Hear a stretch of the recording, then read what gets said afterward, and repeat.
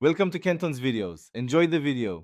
You start by selecting the files you need to send and checking their combined size.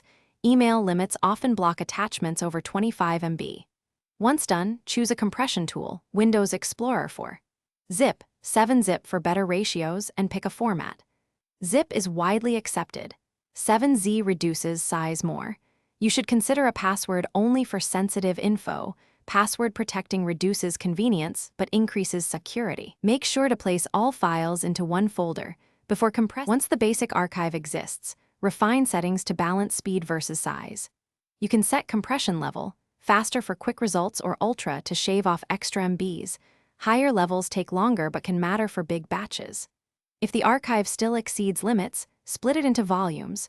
Choose sizes like 10 MB to match recipient limits and rejoin after download.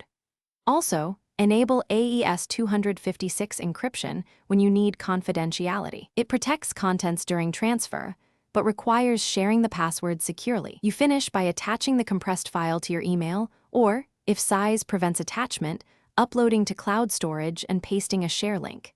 Make sure to tell the recipient if the archive is split into parts and send the password in a separate channel.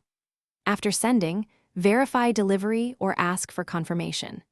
If mail servers block the file, use a cloud link with expiration or access controls as a fallback. This avoids mail filters while preserving privacy and access management.